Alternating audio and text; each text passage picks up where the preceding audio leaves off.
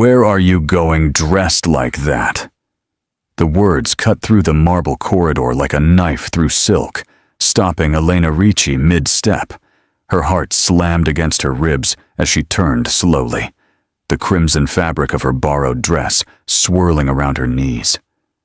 Dante Salvatore stood at the end of the hallway, framed by the golden light of the chandelier overhead, his dark suit immaculate, his expression unreadable except for the muscle ticking in his jaw. His eyes, those cold, calculating eyes that had watched empires rise and fall without a flicker of emotion, swept over her with an intensity that made her skin burn. Elena had worked in the Salvatore estate for 2 years, moving through these halls like a ghost.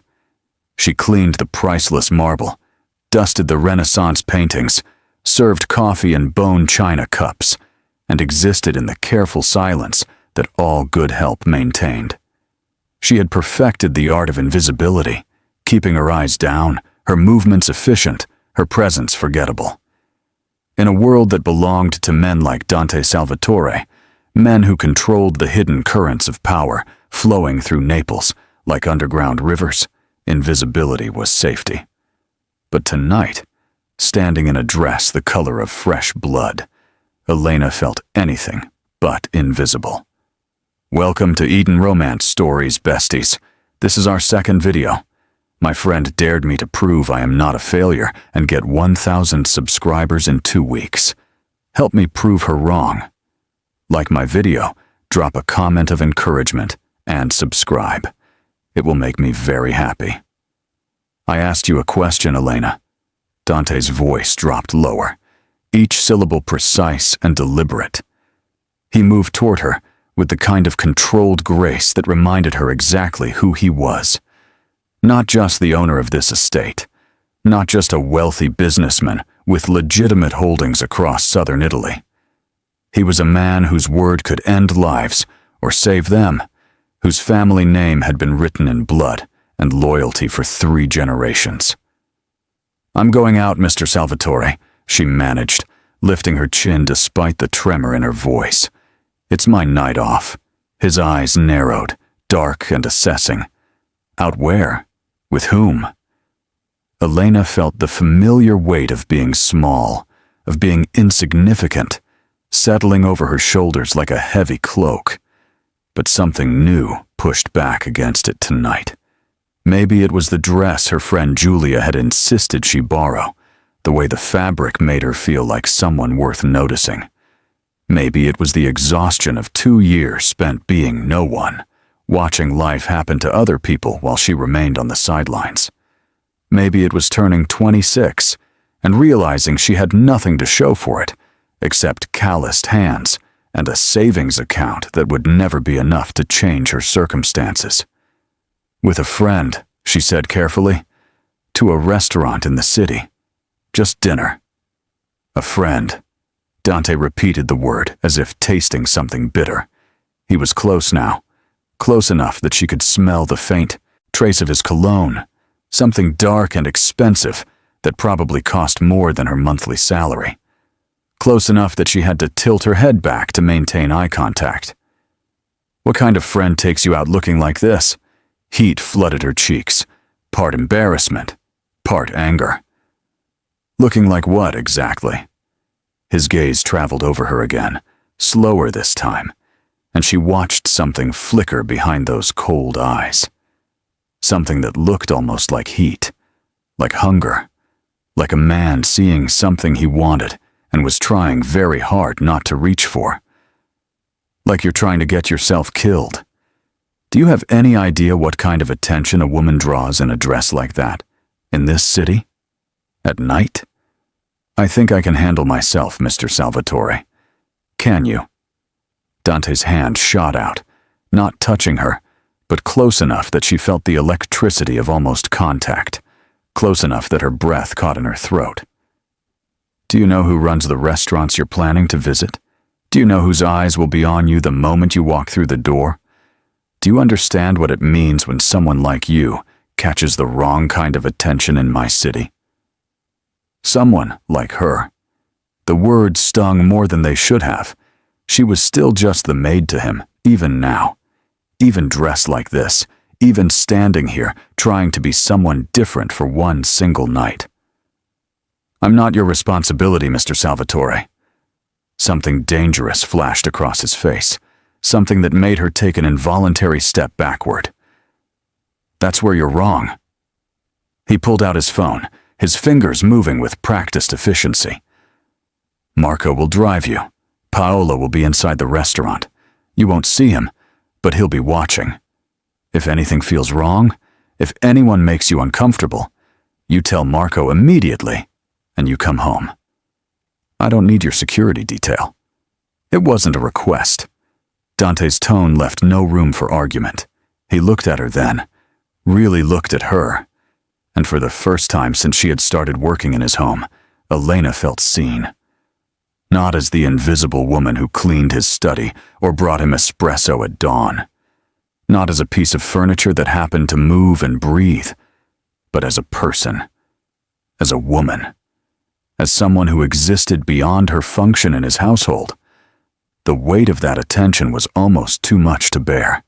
It made her want to run, to hide, to return to the safety of being overlooked. But it also made something inside her chest tighten with a feeling she couldn't quite name. Something warm and terrifying and completely inappropriate. She wanted to argue, to tell him he had no right to control her life outside these walls, to remind him that she was a free person who could do whatever she wanted on her own time. But the truth was more complicated than that. Working for Dante Salvatore meant existing in the margins of a world most people only glimpsed in movies or whispered about in cafes. A world where debts were collected in violence, and loyalty was the only currency that truly mattered. A world where stepping outside without protection could mean stepping into danger she couldn't even begin to understand. And despite the anger simmering in her chest at being treated like a possession, there was also something else. Relief, maybe. Or gratitude. The knowledge that someone was watching out for her, even if his methods were controlling and his reasons unclear. "Fine," she whispered, hating how small her voice sounded. Dante's expression didn't soften, but something shifted in his eyes. Something that looked almost like satisfaction, or maybe relief of his own. "Who is this friend?" "His name is Alessio. He's a medical student.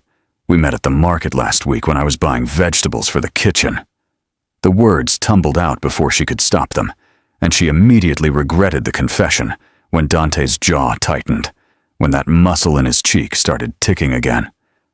"A medical student." He said it like a curse, like an insult.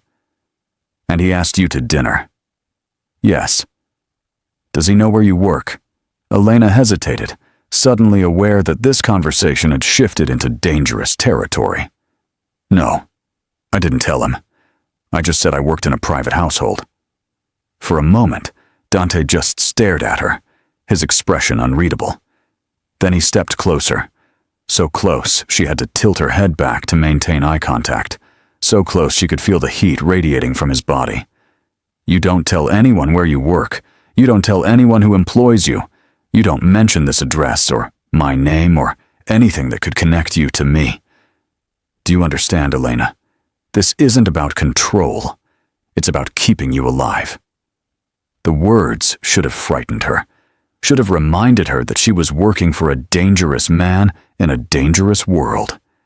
Instead, they did something else entirely. They made her pulse quicken, made her hyper-aware of how close he was standing, made her wonder when exactly Dante Salvatore had started caring whether she lived or died. "I understand," she managed. "Good." But he didn't move away. His hand came up, hovering near her shoulder, and for one breathless moment, she thought he might touch her. Thought he might close that final distance and make contact. Instead, his fingers curled into a fist and dropped back to his side, as if he was forcing himself not to reach for something he wanted. "Marco is waiting downstairs.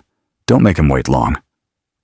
Elena nodded, not trusting her voice, and turned toward the elevator. She could feel Dante's eyes on her back the entire way, burning through the crimson fabric like a brand, marking her as his, even though she had no right to be. The elevator ride down felt like descending into a different world. Marco was waiting by a black sedan that probably cost more than Elena would make in 5 years. He opened the door without comment, his expression professionally blank, and Elena slipped into the leather interior, feeling like an imposter playing dress-up.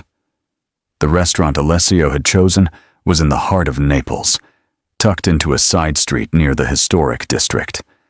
It was the kind of place Elena had walked past 1,000 times without ever imagining she might eat there. White tablecloths, crystal stemware, waiters in crisp uniforms who moved with practiced efficiency. When she walked in, she saw Alessio already waiting at a corner table, his face lighting up when he spotted her. He was handsome in that clean-cut, wholesome way that should have made her heart flutter. Warm brown eyes, an easy smile, the kind of face that belonged to someone who saved lives and had never seen the darker side of the world. He stood as she approached, pulling out her chair with careful courtesy. "Elena, you look amazing," he said, and his appreciation seemed genuine, uncomplicated. "Thank you. This is a beautiful restaurant." She settled into her seat, hyper-aware of Paolo somewhere in the room, watching with unseen eyes. The knowledge should have made her uncomfortable. Instead, it made her feel strangely protected. Alessio launched into conversation easily, talking about his clinical rotations, the challenging cases he was seeing, his plans to specialize in cardiology. He was animated, passionate about his work, and Elena found herself relaxing slightly as she listened. This was normal. This was what normal people did on dates. They talked about their jobs and their dreams and their futures without worrying about who was watching or what might happen if they said the wrong thing. If you are enjoying this video so far, make sure to like, share, and subscribe, because you will not want to miss what happens next. Trust me, things are about to get very interesting. But as the evening wore on, something started to feel off. Alessio asked her questions, but he didn't seem particularly interested in her answers. When she mentioned that she worked in housekeeping, she saw his attention waver, saw the subtle shift in his expression that told her she had just become less interesting. He started looking around the restaurant more, checking his phone, his focus drifting. "So, housekeeping," he said eventually, swirling his wine. "That must be steady work at least." "It is," Elena said carefully. "No ambitions to do something else? Go back to school, maybe?" The question stung, even though she knew he didn't mean it to. "I'm saving money. Maybe someday." Right. Alessio nodded, but she could tell he was already categorizing her, filing her away as someone who wasn't worth the investment, someone who cleaned houses instead of saving lives, or building things, or doing anything that mattered in his world. Elena caught a glimpse of a man at the bar, his attention seemingly on his drink, but his posture too alert, too watchful. Paolo. She wondered what he was reporting back to Dante, whether he was noting every moment of her humiliation, every second of this disaster of a date. When Alessio excused himself to take a phone call, Elena sat alone at the table, feeling foolish in her borrowed dress. She had wanted one night of normalcy, one taste of a life that belonged to people who didn't spend their days scrubbing floors and polishing silver. Instead, she was being reminded of exactly where she belonged. Nowhere that mattered. Alessio returned eventually, but the energy had shifted.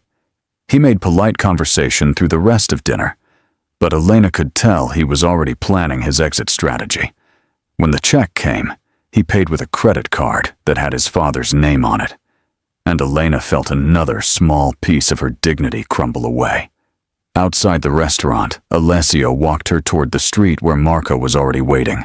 Elena could see the exact moment Alessio noticed the car, noticed the driver in the expensive suit, noticed that she apparently had access to the kind of wealth he had assumed she would never touch. "That's quite a ride for housekeeping staff," Alessio said, something calculating entering his expression. "My employer provides transportation," Elena said carefully, remembering Dante's warnings. Must be some employer. Alessio's whole demeanor changed, becoming more attentive, more interested. Maybe I could meet him sometime. I have colleagues who work with wealthy families. Could be good networking. And there it was, the real reason for his sudden renewed interest. Not because he actually cared about her, but because he thought she might be a connection to something more valuable, a gateway to wealth and opportunity. Elena felt something cold settle in her chest. "I don't think that would be appropriate." Alessio's smile turned tight. "Right. Well, it was nice meeting you, Elena. Maybe I'll call you sometime." They both knew he wouldn't. He turned and walked back toward the restaurant, without even waiting to see her safely into the car. Elena stood there on the sidewalk, feeling foolish and small and utterly disposable, before Marco opened the sedan door with a respectful nod. The ride back to the estate was silent. Elena stared out the window, watching Naples slide past in a blur of lights and shadows. She had wanted one normal night, one glimpse of a life that didn't revolve around serving people who would never see her as an equal. Instead, she had been reminded that people like Alessio would only ever see her as either irrelevant or useful, never as someone worth knowing for her own sake. When they pulled up to the estate, Elena expected to slip back inside unnoticed, to retreat to her small room in the staff quarters and pretend this night had never happened. Instead, Dante was waiting in the main hall, his jacket discarded, his sleeves rolled up to reveal forearms corded with muscle. He looked up as she entered, and the expression on his face made her breath catch. "How was dinner?" he asked, his voice carefully neutral.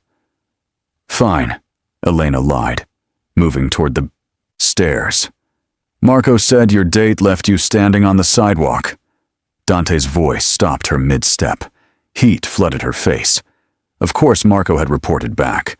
Of course Dante knew every humiliating detail. It wasn't a big deal. Wasn't it? Dante moved toward her with that same predatory grace, and Elena found herself backing up until her shoulders hit the wall.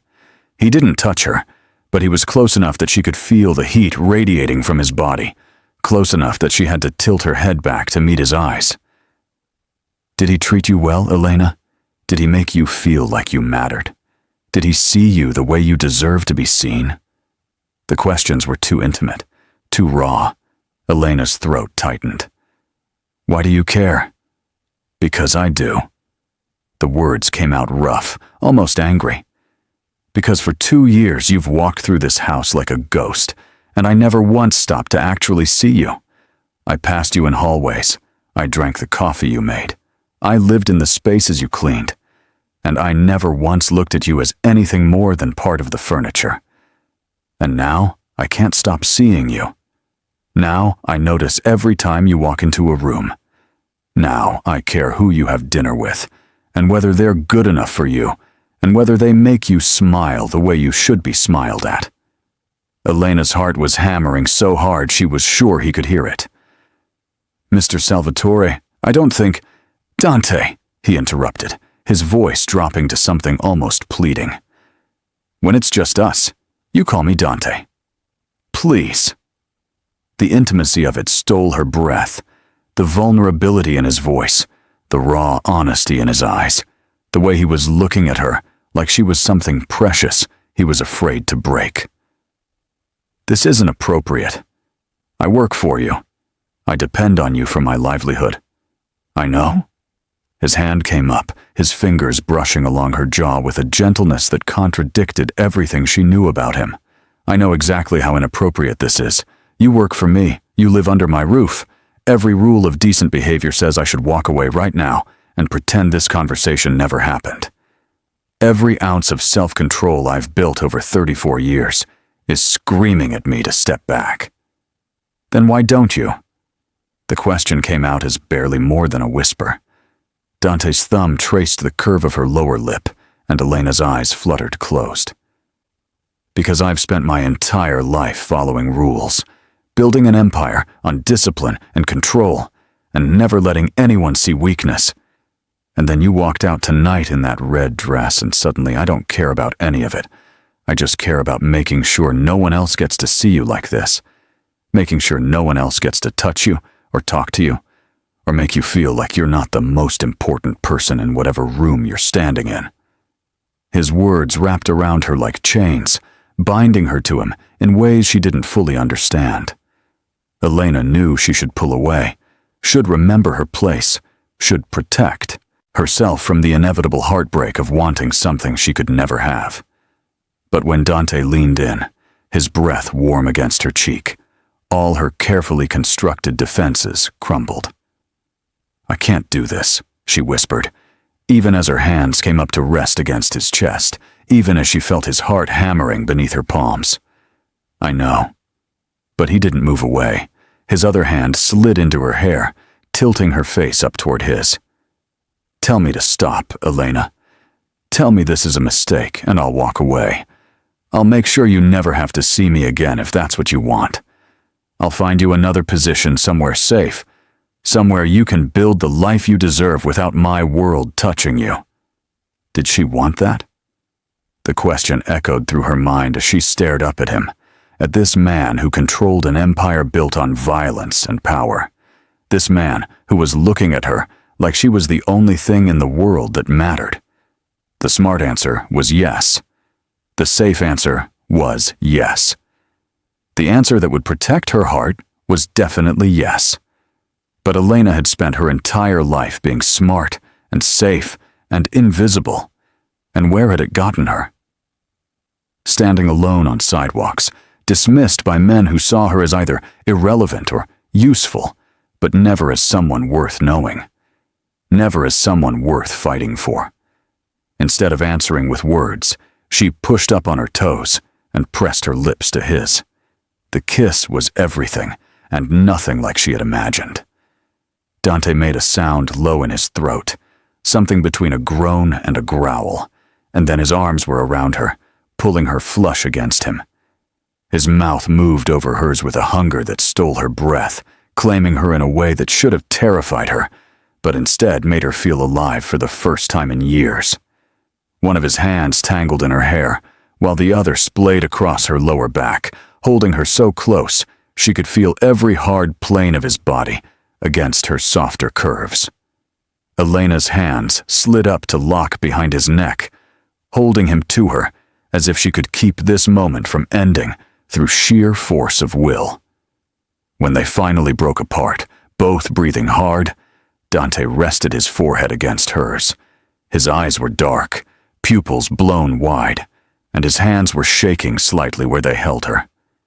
"This changes everything," he murmured. Reality crashed back in with brutal clarity. Elena's mind started spinning, processing what she had just done. She had kissed her employer, the head of one of Naples's most powerful families. A man who could destroy her with a single word, who could make her disappear if he decided she was a liability. What had she been thinking? "I should go," she managed, trying to pull away. "I need to think. I can't think when you're this close." "Elena, wait." But she was already pulling free, already running for the stairs that led to the staff quarters. Behind her, she heard Dante curse in Italian, the words sharp and frustrated, but he didn't follow. She was grateful for that small mercy, even as part of her wished he would chase her, would refuse to let her go. Back in her tiny room, Elena collapsed onto the narrow bed, still wearing the red dress that had started all of this. Her lips were still tingling from Dante's kiss, her body still humming with awareness. She had crossed a line tonight that couldn't be uncrossed, had allowed herself to want something that belonged in fantasies, not reality. But even as she told herself it was a mistake, even as she tried to convince herself to forget it ever happened, Elena couldn't stop touching her lips, couldn't stop remembering the way Dante had looked at her, like she was precious, like she was worth fighting for, like she was his. Sleep came in fits and starts, her dreams filled with dark eyes and dangerous promises, and the feeling of strong arms holding her like she was something worth keeping. Morning arrived with pale sunlight filtering through her small window. Elena dressed in her usual uniform, black dress and white apron, trying to erase all evidence of the woman she had been last night. When she made her way downstairs to begin her morning duties, she half expected everything to be different.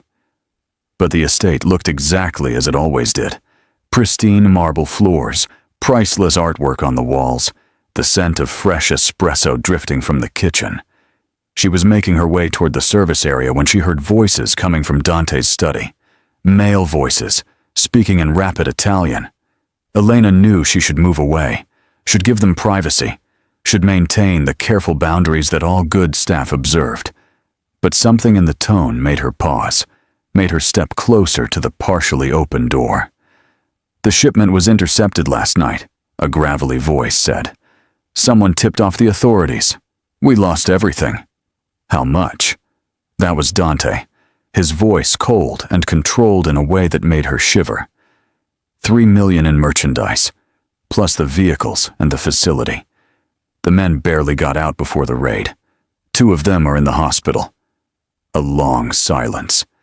Elena held her breath, pressing herself against the wall. She knew she should leave, knew she was hearing things that could get her killed, but she couldn't seem to make her feet move. "Find out who talked," Dante said finally, each word carefully measured.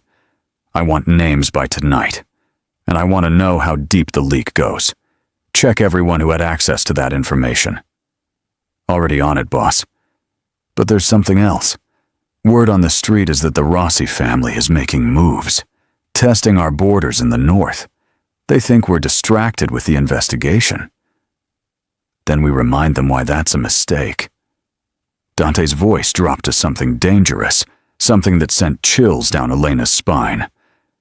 "Set up a meeting with their underboss, somewhere public.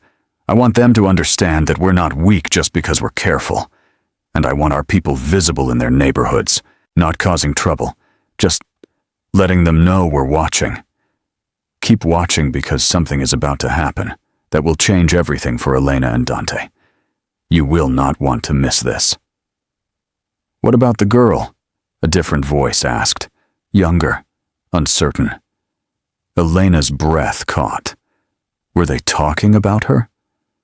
"What about her?" Dante's tone turned sharp, dangerous. "Word got out that you had Marco driving her around last night, that you put Paolo on her. People are talking, wondering why you're protecting some housemaid." The silence that followed was deafening. Elena pressed her hand to her mouth, trying to quiet her breathing. "Her name is Elena," Dante said, his voice deadly calm.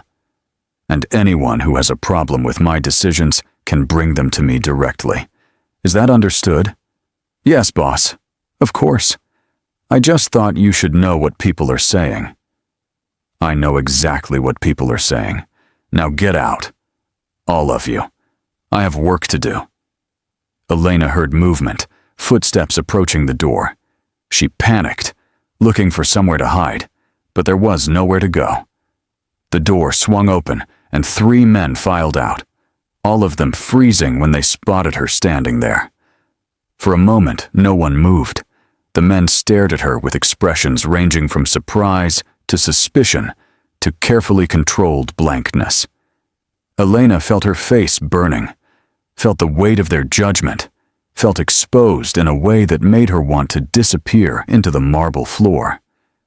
"Elena." Dante's voice came from inside the study, sharp and commanding. "Come in here."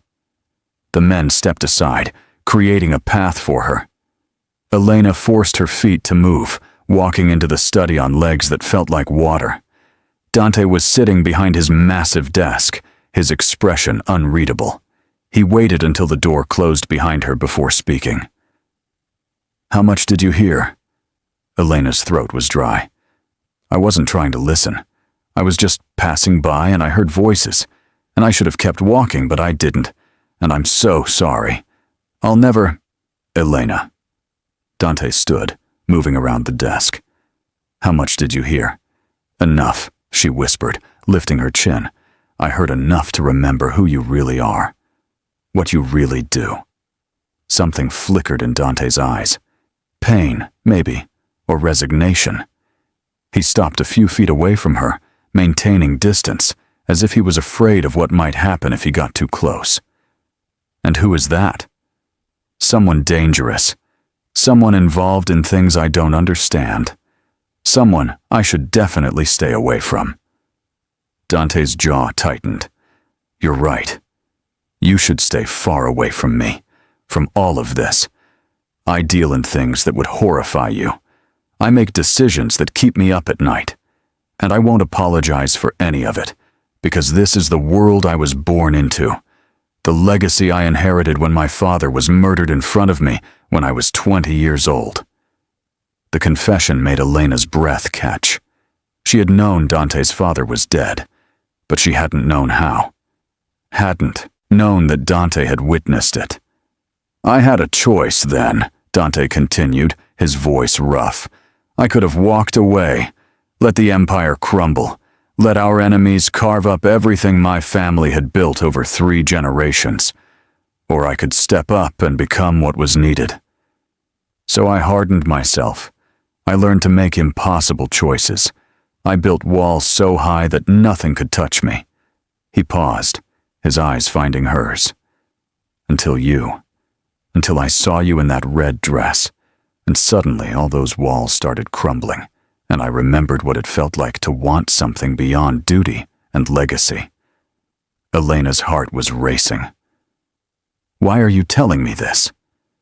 Because you deserve to know who you're dealing with, what you're walking into if you choose to stay. I won't lie to you, Elena. I won't pretend to be something I'm not. Dante took a step closer, then another, until he was standing directly in front of her. I'm a dangerous man who does dangerous things to protect the people and the legacy I'm responsible for. But with you, I want to be different. With you, I want to be just a man who makes you coffee in the morning and listens to your dreams and holds you when the world feels too heavy. Tears pricked at Elena's eyes. She didn't know what to say, didn't know how to process the vulnerability he was showing her. This was Dante Salvatore, the man whose name made grown men nervous, standing in front of her looking almost lost. I don't know if I can do this, she whispered. I don't know how to exist in your world. Then don't exist in mine. Let me exist in yours. Dante's hand came up slowly, giving her plenty of time to pull away, and cupped her face with a gentleness that stole her breath. Let me learn how to be normal with you, how to be soft, how to care about something more than survival and power. What if I can't handle it? What if I hear something or see something that's too much? Then you tell me, and we figure it out together. I won't lie to you about what I do, but I also won't force you to be part of it. You can exist in the light while I handle the darkness. All I'm asking is that you don't run, that you give us, a chance. Elena looked up at him, at this complicated, dangerous man who was offering her something she had never dared to hope for. Not just romance or passion, but genuine partnership. The chance to be seen and valued and chosen by someone who could have anyone, but was choosing her. Okay, she breathed. Okay. Hope flared in Dante's eyes. I'll try. I'll stay. I'll give this a chance. Elena took a shaky breath. But I need you to be honest with me. Always. Even when the truth is ugly. Especially when the truth is ugly. I promise. Dante pulled her into his arms, holding her like she was something precious.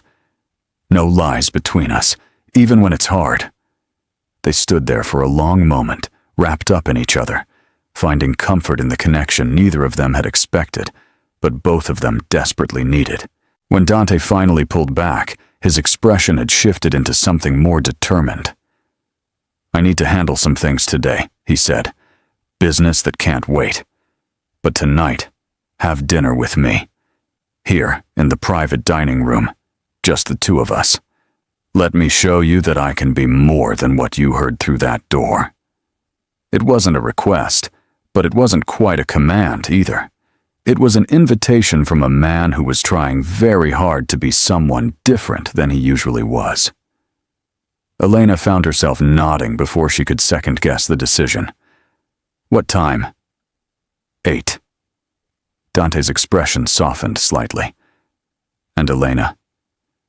"Wear whatever makes you comfortable. I don't care about the dress or the presentation. I just want you there." Then he was gone, striding back toward his desk with renewed purpose, already pulling out his phone to make calls. Elena slipped out of the study, her mind spinning with everything that had just happened. The rest of the day passed in a blur.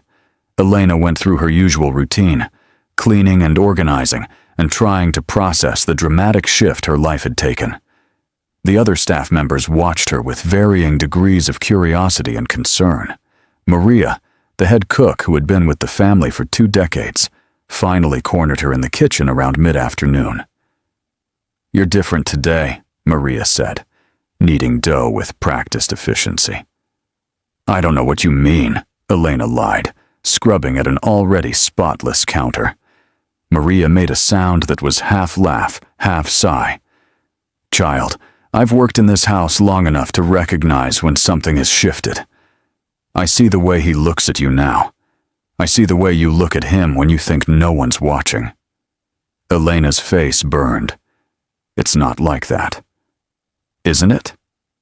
Maria's expression was gentle but knowing. "I'm not judging you, Elena. God knows that man could use someone who sees him as more than just the boss. But you need to be careful. Men like Mr. Salvatore, they don't do anything halfway. When they want something, they take it. When they love something, they consume it. And when they're done, they move on." The warning settled like lead in Elena's stomach. "He's not like that. He wouldn't. I'm not saying he would deliberately hurt you," Maria interrupted. "But his world is dangerous, child. You heard some of that today, I think. Don't try to deny it.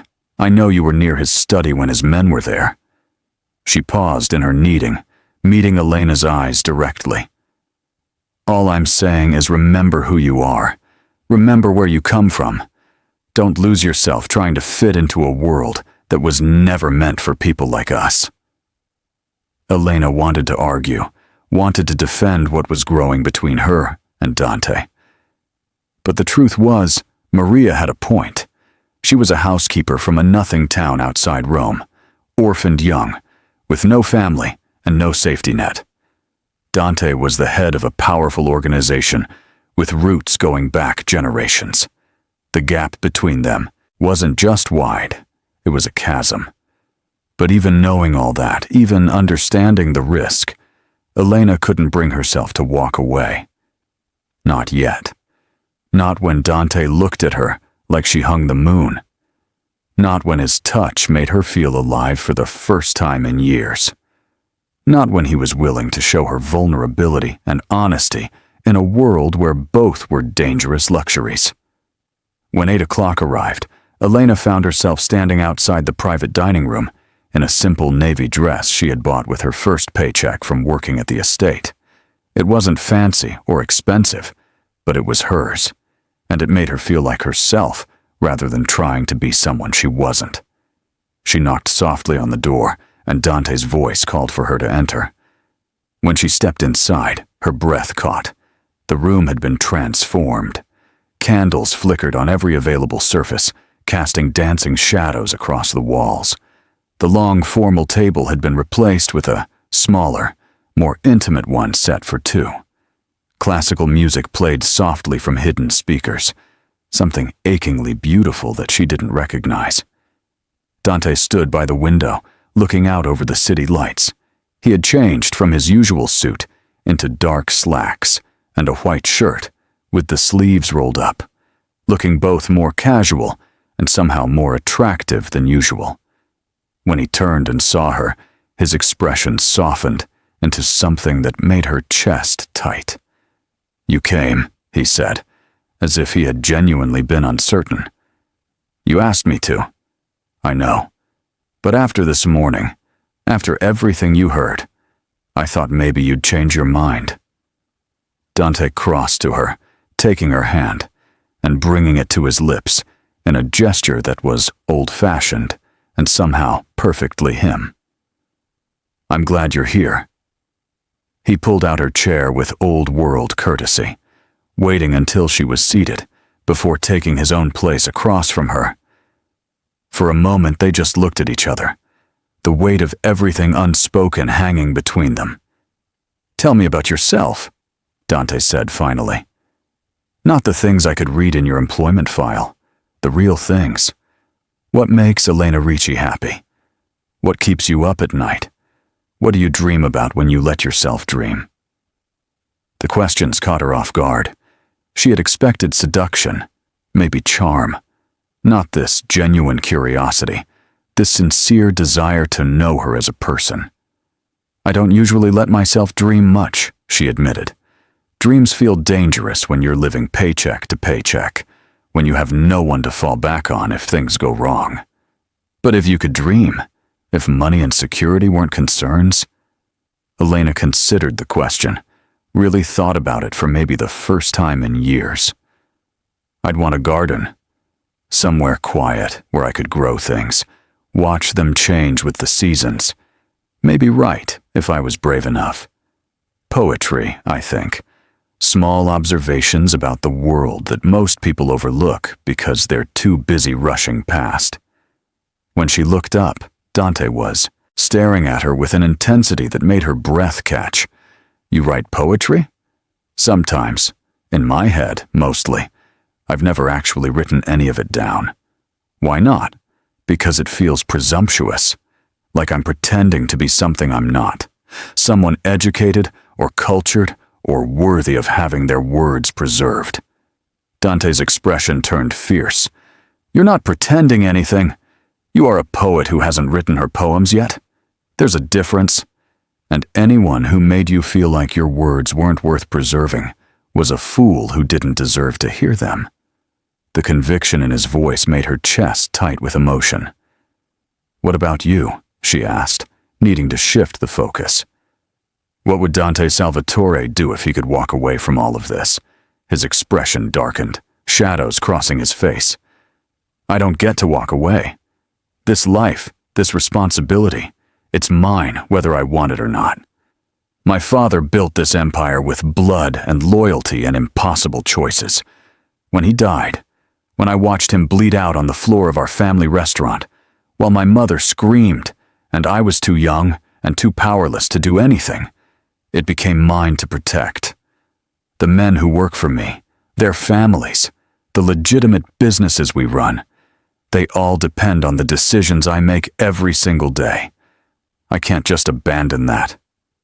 "But if you could," Elena pressed gently, seeing the pain in his eyes and wanting to ease it somehow.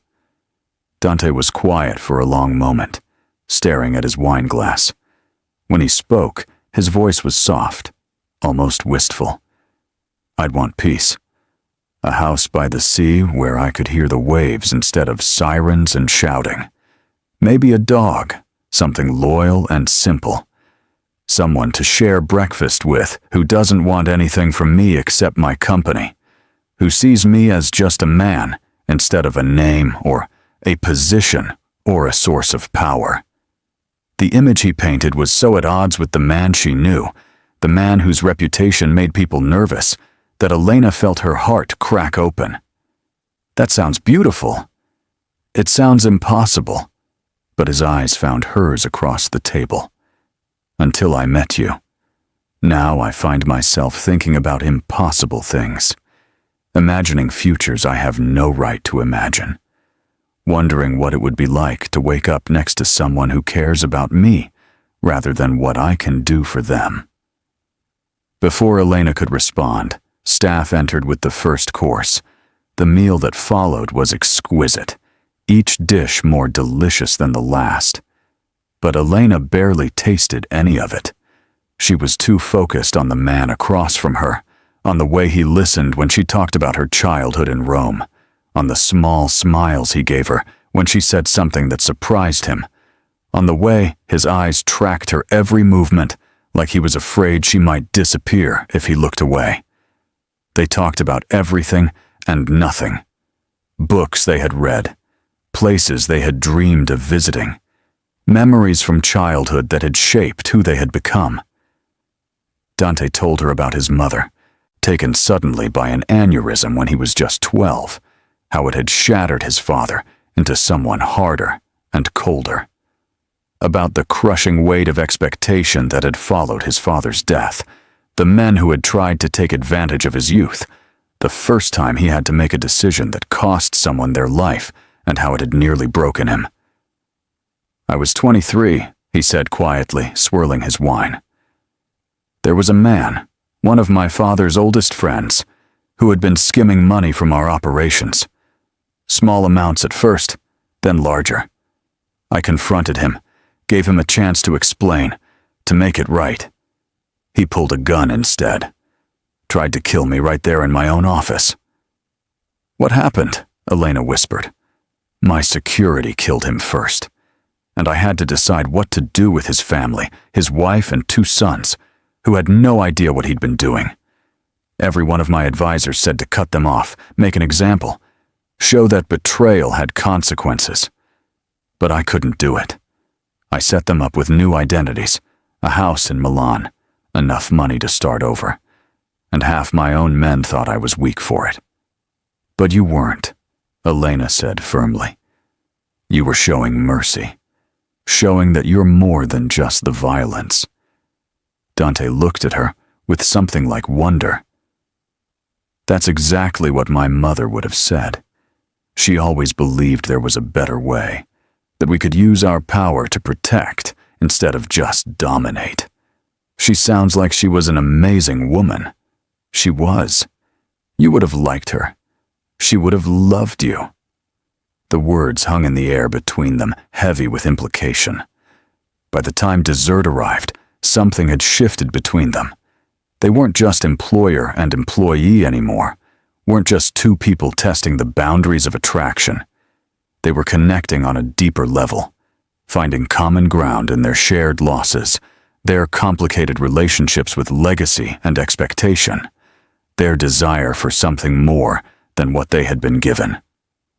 When dinner finally ended, Dante led her to a small sitting room Elena had never seen before. It was clearly his private space, filled with well-worn books and comfortable furniture that actually looked lived in rather than just decorative. He poured them each a small glass of wine, then joined her on the sofa, close enough that their knees touched. "Thank you for tonight," Elena said softly, cradling her glass. "For sharing all of that with me, for being honest." Dante set down his wine, turning to face her fully. His hand came up to cup her face, thumb stroking along her cheekbone with achingly gentle precision. "I should be thanking you, for giving me this, for not running when you had every reason to, for seeing me as something more than just what I do." His thumb traced along her jaw, then lower, ghosting over her lips. Elena's breath caught, her eyes fluttering closed. When she opened them again, Dante was watching her with an intensity that made her feel naked despite being fully clothed. "I want to kiss you again," he said, his voice rough. "But I need you to know what it means if I do. I need you to understand that I don't do casual, Elena. I don't know how to want something without consuming it, without making it mine in every way that matters. If I kiss you now, if we cross this line again, I'm not going to be able to let you go easily." Elena's heart was racing so fast she felt dizzy. Every logical part of her brain screamed at her to pull back, to maintain boundaries, to protect herself before she fell too deep into something that could destroy her. But her heart, that traitorous thing, was already tumbling headfirst into feelings she couldn't control. "Then kiss me," she whispered, "and don't let go." The smile that crossed Dante's face was like sunrise after the darkest night. He leaned in slowly, giving her every opportunity to change her mind, to pull away. When his lips finally met hers, the kiss was soft and sweet and full of promises neither of them could quite put into words. But then something shifted. The kiss deepened, became more urgent, more consuming. Dante's hand slid into her hair, tilting her head to give him better access, as his tongue swept into her mouth. Elena made a sound, low in her throat, her hands coming up to grip his shirt, pulling him closer. When they finally broke apart, both breathing hard, Dante rested his forehead against hers. His eyes were dark, pupils blown wide, and his hands were shaking slightly where they held her. "Stay with me tonight," he murmured. "Not for anything except being close. I just want to hold you, want to fall asleep knowing you're here, that this is real." Every logical part of Elena's brain screamed at her to say no, to maintain some kind of boundary, to protect herself, to remember that this was her employer and getting involved was dangerous on multiple levels. But her heart was already answering before her brain could catch up. "Just to sleep?" she asked, her voice barely audible. "Just to sleep," Dante confirmed, his hand cradling the back of her head with infinite tenderness. "I won't push for more than you're ready to give. I just need you close. Please, Elena, let me hold you." It was the vulnerability in his voice that decided her. This powerful man, this boss whose reputation commanded respect through fear and loyalty, was asking her to stay with the desperation of someone who had been alone too long. How could she possibly say no to that? "Okay," she whispered.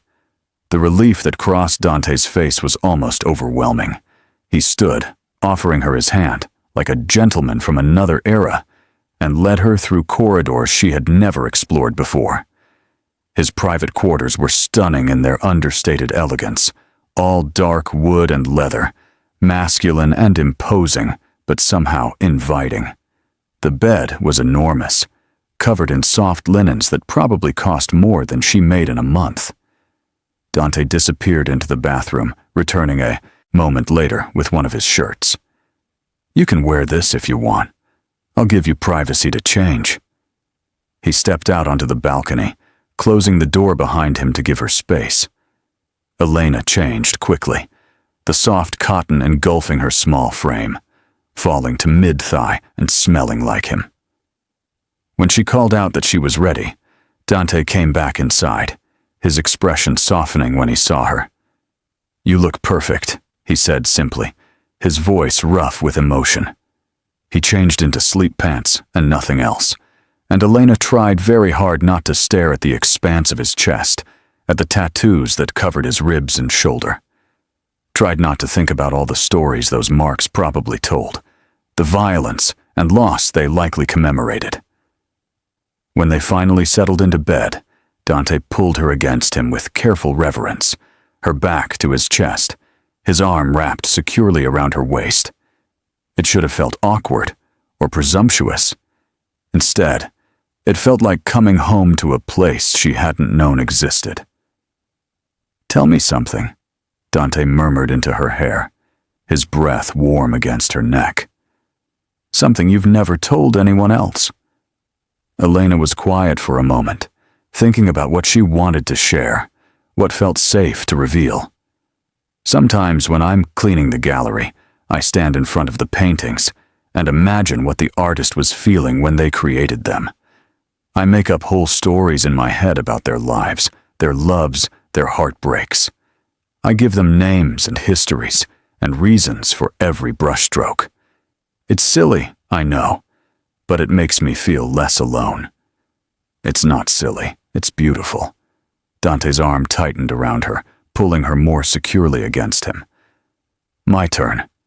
I haven't slept through the night in 3 years, not since I took over from my father.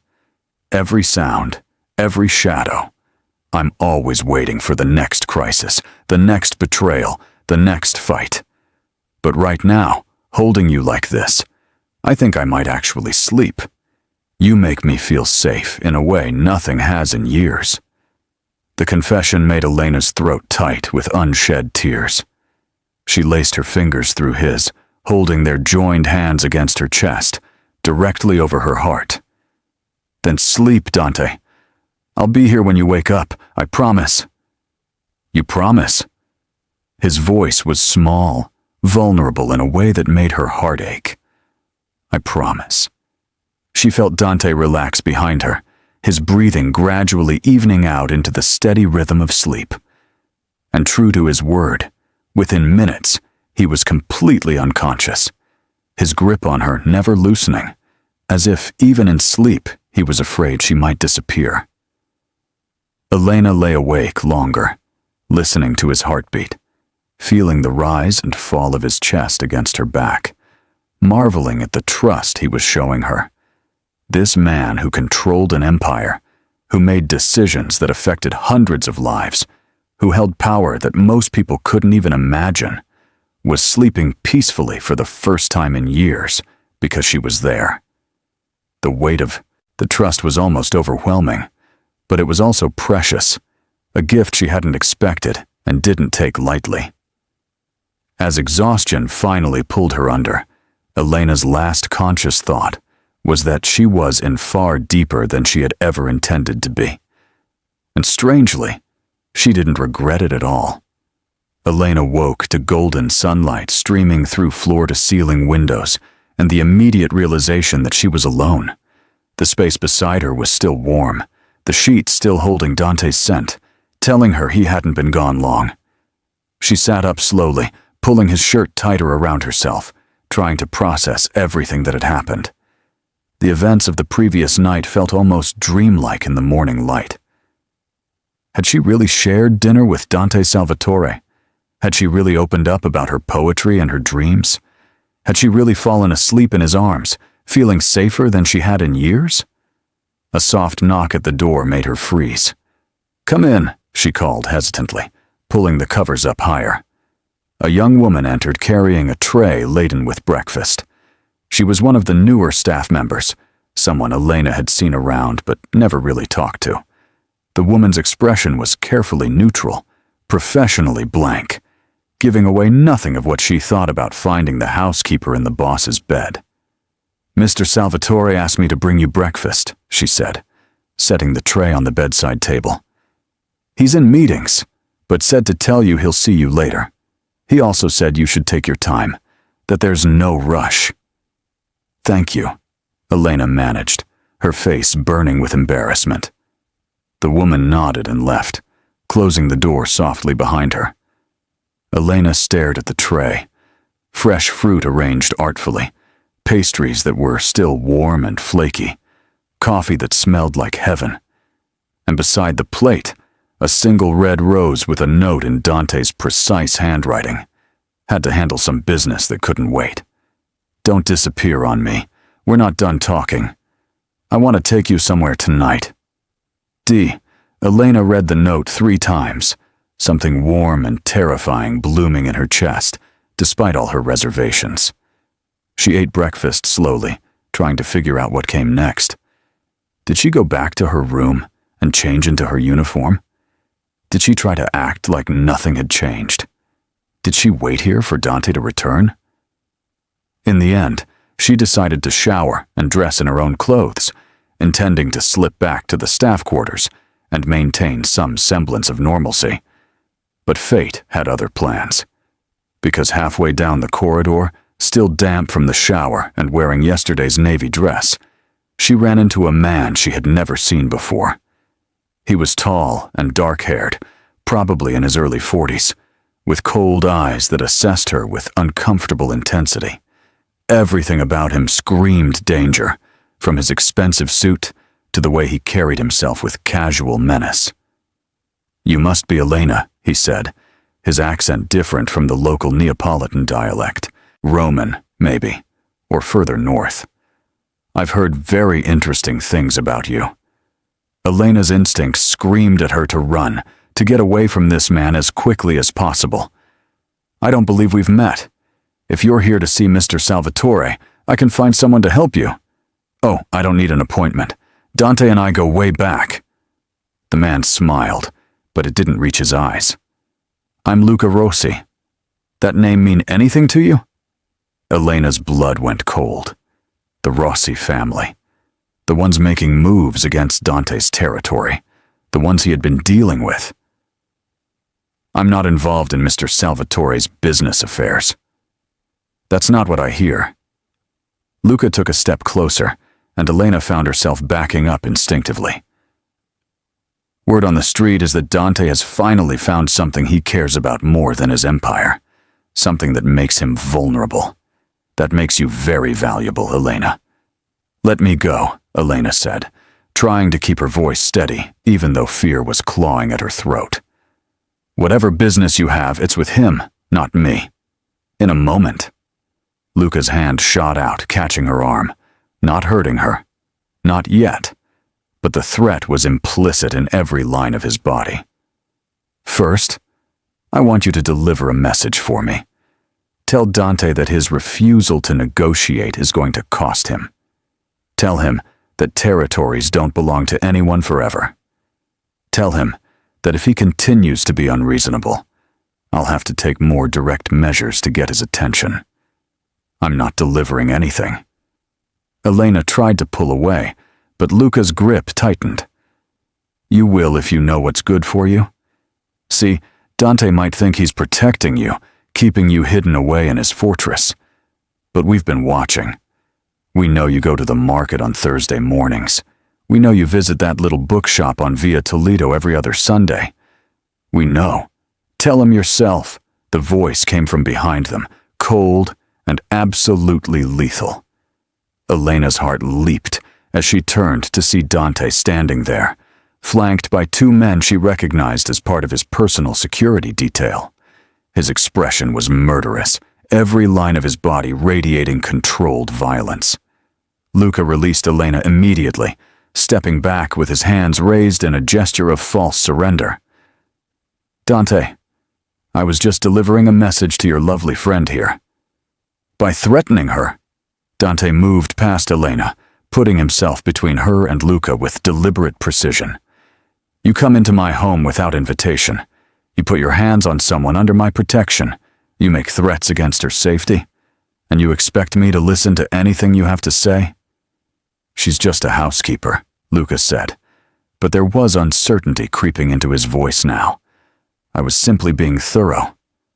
She's mine. The words came out as a growl, primitive and possessive.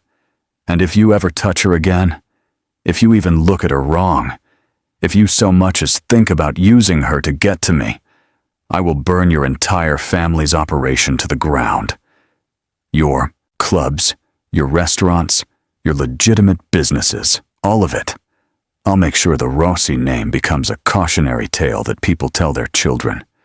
Do you understand me? The silence that followed was deafening. Elena watched as some kind of understanding passed between the two men, an acknowledgement of lines crossed and prices to be paid. This isn't over, Dante, Luca said finally, but he was already backing toward the exit. The Northern Territories are none of your concern, Dante interrupted. But since you came all this way to deliver a message, let me give you one to take back to your uncle. Tell him that I'm willing to meet. Neutral ground, both of us. No weapons, just talking. But if he sends any more of his people into my home, if he makes any more moves against what's mine, negotiation is off the table. Is that clear enough for you? Luca's jaw tightened, but he nodded. I'll relay the message. You do that. Marco will show you out. And Luca, if I ever see you near Elena again, negotiations won't save you. Once Luca was gone, escorted out by security, Dante turned to Elena. The fury was still there in his eyes, barely contained, but underneath it was something else. Fear. Raw, genuine fear that made her chest tight. Are you okay? His hands came up to frame her face, searching for any sign of injury. Did he hurt you? Did he touch you anywhere else? I'm fine, Elena managed, her voice shaking slightly. Just scared. He knew things, Dante, about my routine, about where I go. He's been watching me. Dante pulled her into his arms, holding her so tightly she could barely breathe. She felt him trembling, felt the rapid beat of his heart against her cheek, felt the depth of his fear for her safety. "I'm sorry," he said into her hair, his voice rough. "God, Elena, I'm so sorry. I should have known they would try something like this. Should have increased your security. Should have been more careful about letting you out of my sight." Elena pulled back enough to look up at him. "This is your world. Violence and threats and people using each other as leverage. How can I possibly be part of this?" The question hung between them, heavy with implications. Dante's hands came up to cup her face, forcing her to meet his eyes. "Because I won't let anything happen to you. Because I'm going to end this war with the Rossis once and for all. And when I do, you'll be safe. I swear it on everything I have, on my father's memory, on my own life. You will be safe." "How can you promise that? You can't control everything. Watch me." The fierce determination in his voice should have frightened her. Instead, it made something possessive and protective bloom in her own chest. "I've been playing nice, trying to find peaceful solutions, trying to be the man my mother wanted me to be, instead of the one this world demands. But they threatened you, Elena. They put their hands on you. That changes everything." "What are you going to do?" Dante's expression hardened into something cold and calculated. "What I should have done weeks ago when the Rossis first started testing our borders. I'm going to remind everyone why the Salvatore name still commands respect in this city. I'm going to make it very clear that some things are off limits. And you, Elena, you are completely off limits." He kissed her then, hard and claiming, pouring every ounce of possessive protectiveness into it. When they broke apart, both breathing hard, Dante rested his forehead against hers. "I have to go handle this. But I need you to stay in the main house for the next few days. Marco will be with you at all times when you leave your room. Paolo and 2 others will be on rotation outside wherever you are.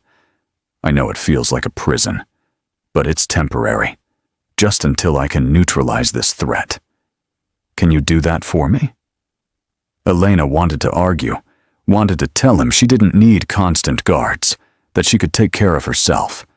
But the memory of Luca's cold eyes and knowing smile was too fresh. "Okay. But be careful, Dante, please. Always." He kissed her once more, then pulled away, his mask of control sliding back into place with practiced ease. He turned to the men waiting in the hall. "No one gets near her. I don't care who they are, what credentials they have, or what authority they claim. Elena is under my personal protection as of right now. Spread the word to everyone. She is not to be touched, not to be threatened, not to be used as leverage. Anyone who violates that answers to me directly." Then he was gone, striding down the hallway with the confidence of a man going to war. Elena stood there, still tasting him on her lips, still feeling the imprint of his hands on her face, and wondered what she had gotten herself into. The next few days were tense and surreal. Dante was gone more than he was present, handling whatever needed to be handled to end the conflict with the Rossis. When he did return home, it was often late at night, his expression drawn and exhausted, sometimes with blood on his knuckles that he tried to hide, but she always noticed. Elena fell into a strange routine. Marco shadowed her everywhere, a silent presence who was somehow both comforting and unnerving. The other staff members treated her differently now, with a mixture of respect and wariness. Some were supportive, offering small smiles of encouragement.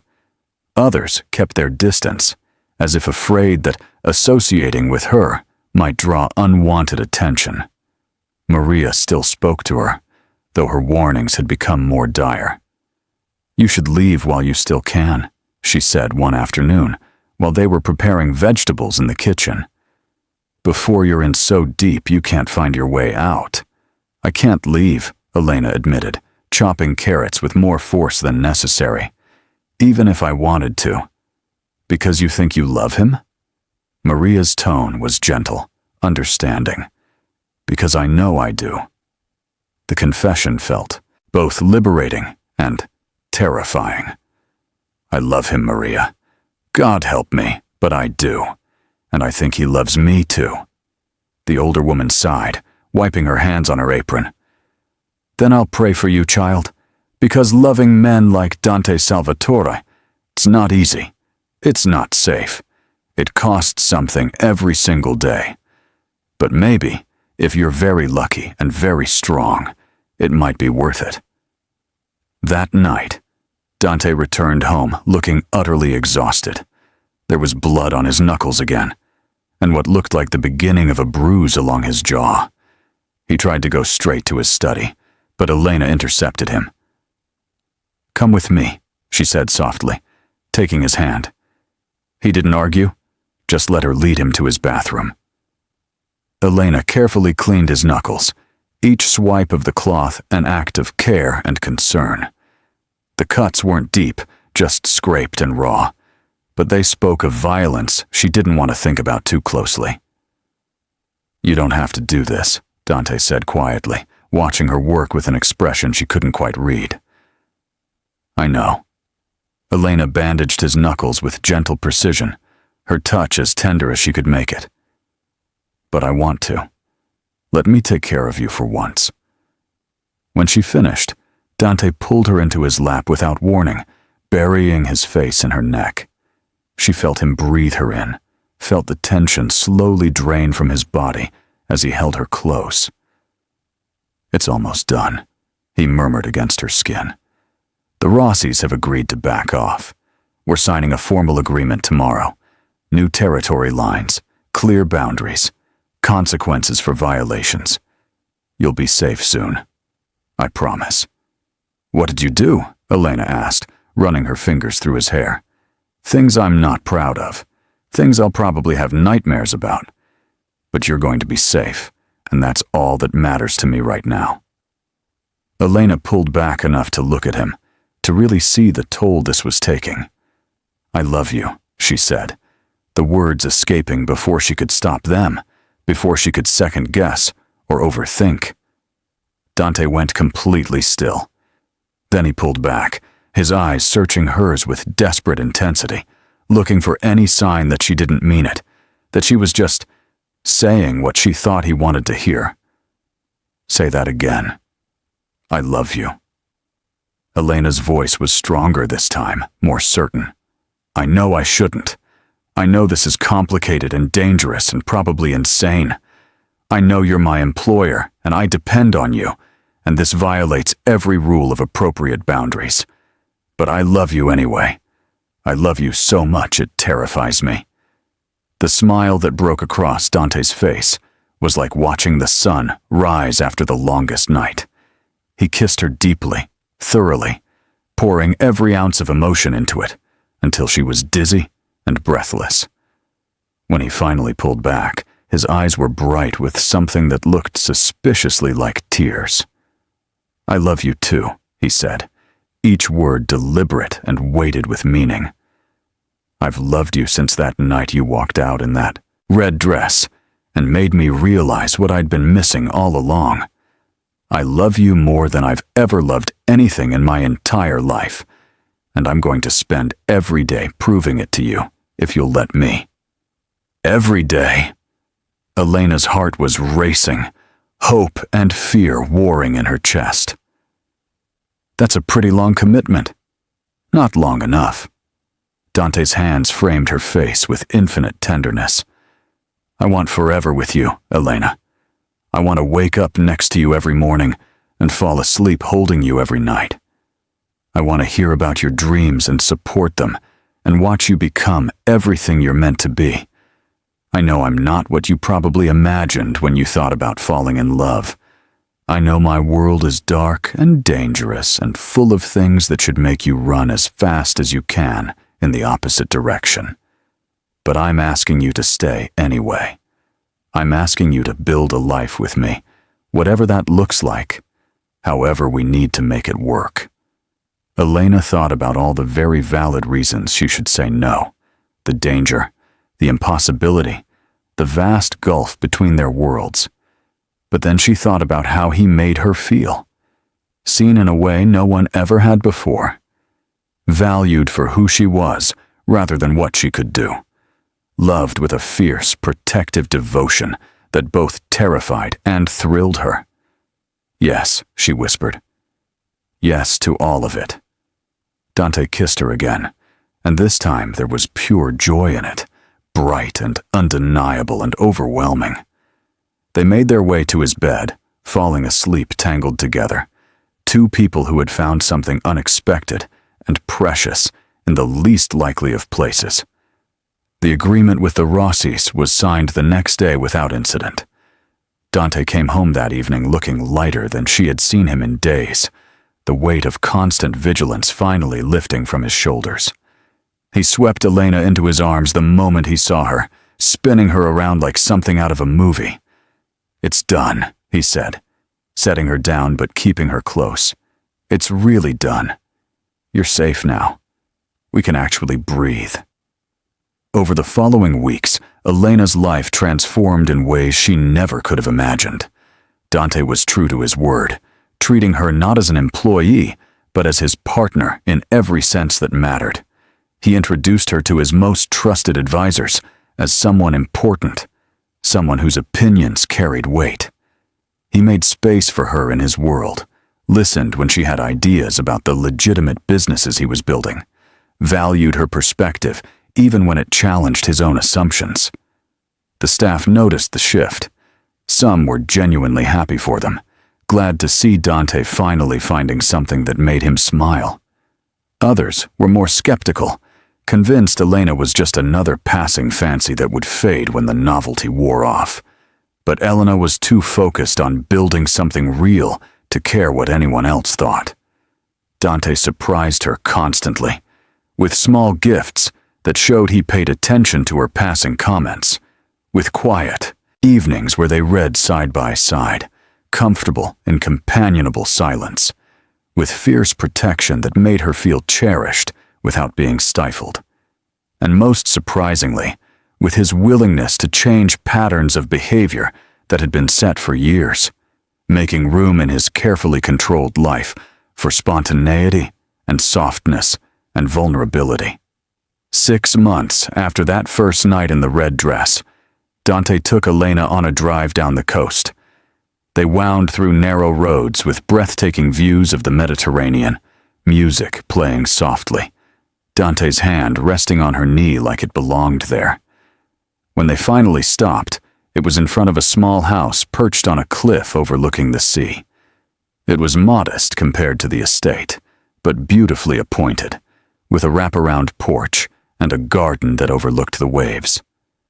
"I bought this last month," Dante said, watching her reaction carefully. "I thought maybe we could use it as a retreat, somewhere we can be just us, without the weight of everything else.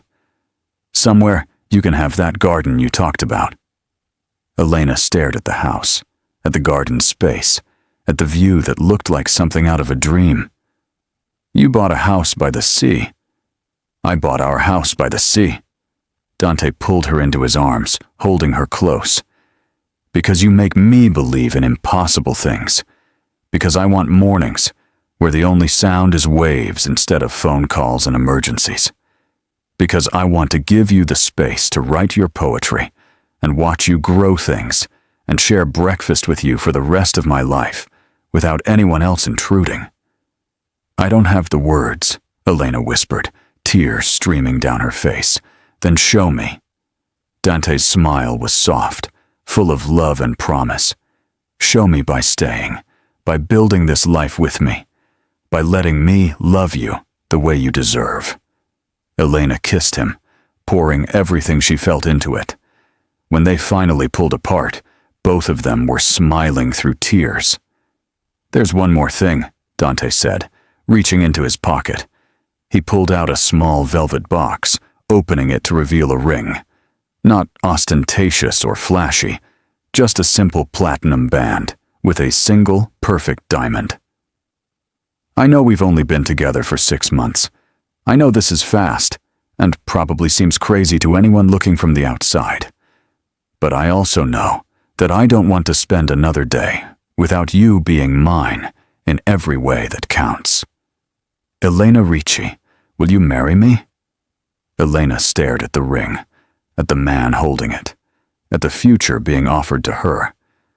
A year ago, she had been invisible, content to exist in the shadows, accepting that her life would always be small and quiet and unremarkable.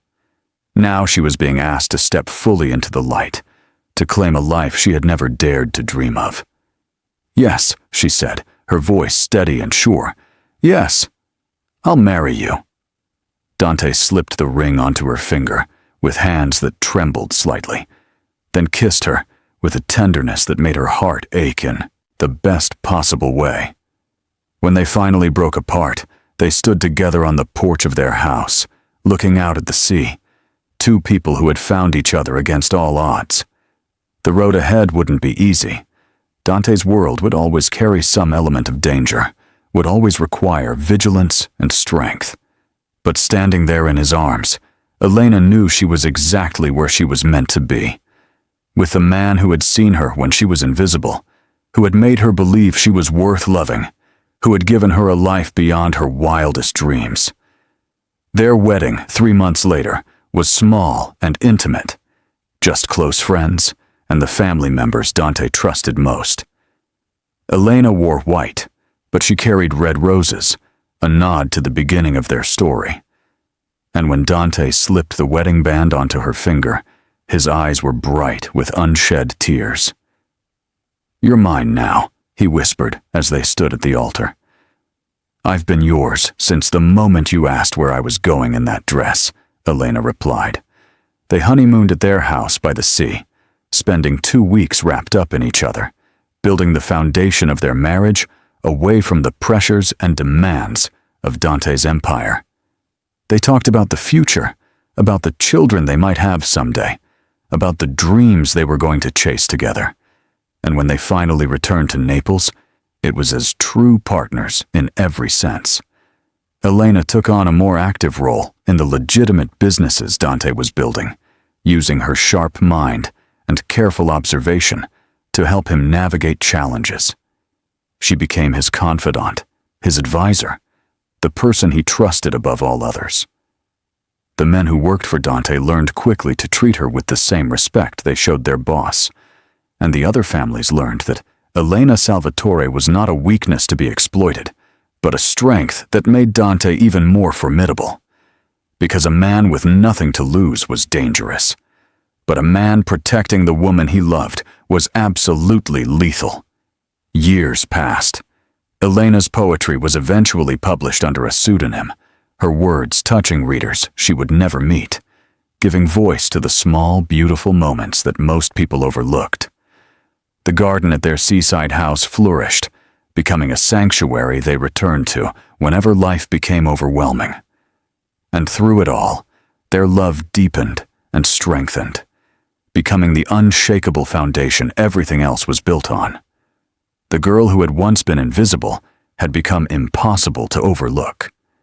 And the man who had built an empire on control had learned that the greatest power came from loving someone enough to be vulnerable. Together, they had created something neither of them thought possible, a life full of passion, partnership, and a love that would last forever. If you enjoyed Elena and Dante's journey from invisible maid to beloved wife, make sure to hit that subscribe button and turn on notifications so you don't miss our next dark romance story. Drop a comment telling me what you loved most about their story, and let me know what other romance tropes you'd love to see on this channel. More possessive heroes? Enemies to lovers? Second chance romances? Tell me what makes your heart race, and I'll bring you more stories that deliver exactly what you're craving. Until next time, keep believing in love that breaks all the rules.